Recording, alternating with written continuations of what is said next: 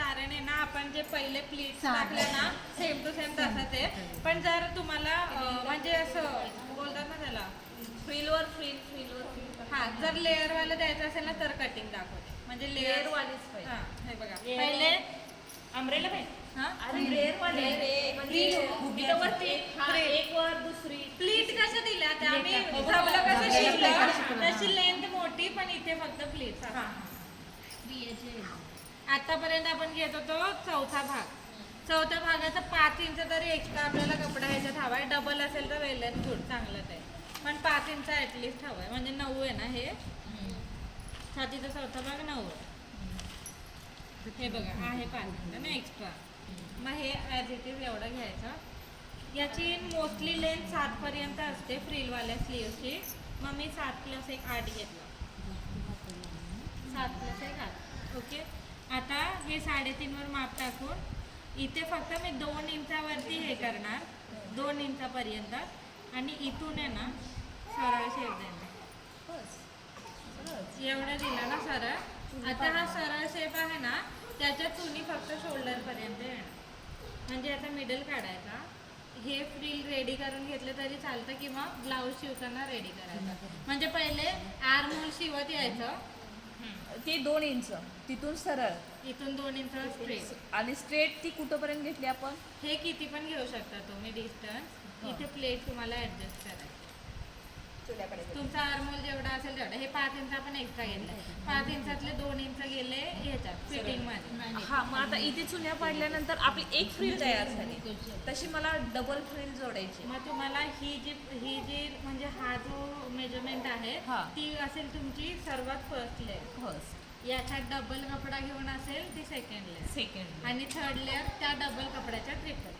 अच्छा त्या मधल्या वरच्या प्लेट्स त्या एक्स्ट्रा होत जातात. हां आणि इथे खूप सारं असं लेअर आणि ते असं. हे झाले नॉर्मल फ्रिलचे. जे तुम्हाला मी रफल स्लीव्ह दिले बघा. रफल दिलंय खाली फुगाबाईने आंबेला. रफल नाही दिलेत ना. रफल कसं असतं माहिती क्रॉस पट्टी कापतो आपण. बायस कसं कापतो तशा पट्ट्या कापायच्या असतात मोठ्या मोठ्या. आणि त्यांना तुम्ही फक्त नॉर्मल प्लीट करून शिवायचे. ते सरळ कापलं तरी चालतात. आणि ते शिवल्यानंतर ना खाली बिडिंग केली ना की अशा ऑलरेडी वेव येतात. म्हणजे असे वेवला काय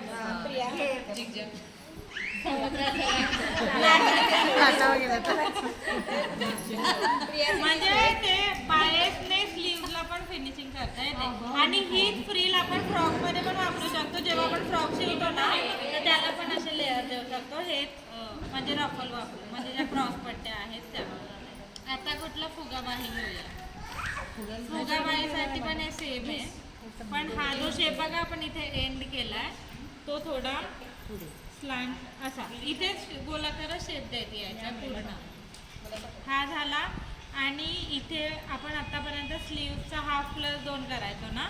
पण जिथपर्यंत आपण कपडा घेतलाय फुगाबाईला कंपल्सरी डबल कपडा लागतो. म्हणजे नॉर्मल आपली 9 आहे. 9 आहे की 9 नव्हतं ना 18 म्हणजे 18 पाहिजे इंच.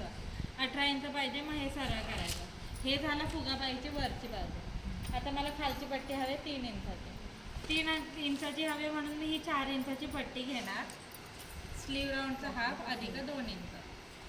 ही पण मी कापते आणि हे पण कापते आणि तुम्हाला सांगते. आपण डिटेलमध्ये त्याचे हे थेअरी लिहूनच घेतले ना तर ते वाचून समजेलच. पण मी हे तुम्हाला एकदम पिन आहेत का कोणाकडे टाचण्या नाही घेऊन येते.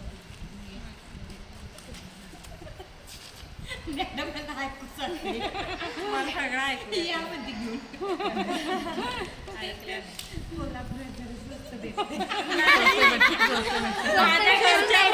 कोल्हापुरात काहीच मिळत नाही. ते तुमचं ते स्क्रू ड्रायव्हर पण मी शोधलं नाही. मला बहिणीकडनं माग. ही भाई कुठली म्हणायची. हीच नाही ह्याला कसं डबल म्हणजे फुगाबाई. हा फुगाबाई याला डबल कपडा लागतो याच्यासाठी. आणि याचं मेजरमेंट कसं येतं ते आपण लिहून घेतलं ऑलरेडी ना की कसं मायनस करायचं.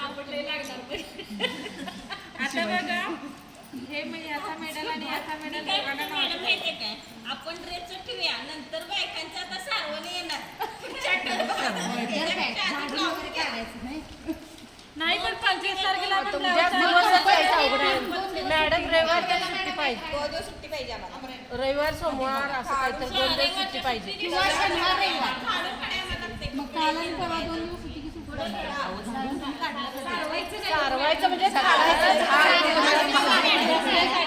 म्हणजे स्वच्छता स्वच्छता एक दिवस स्वच्छतेसाठी एक दिवस ओढ्याला भांडी जायला घासायला.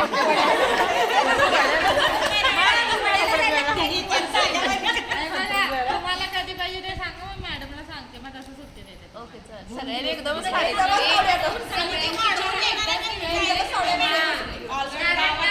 हे बघा 25 तारखेपासून आपण ब्लाऊज चालू करणार ना तर त्याच्यात absentee राहिला मी परत ठरत नाही ब्लाऊजला खूप दिवस झाला एका ब्लाऊजला 3 दिवस तरी पाहिजे फिनिशिंगला.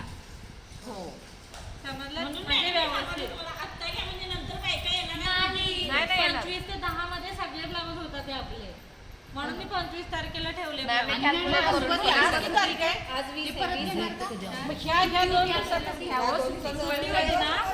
हे बघा आपला क्लास 1 महिना होता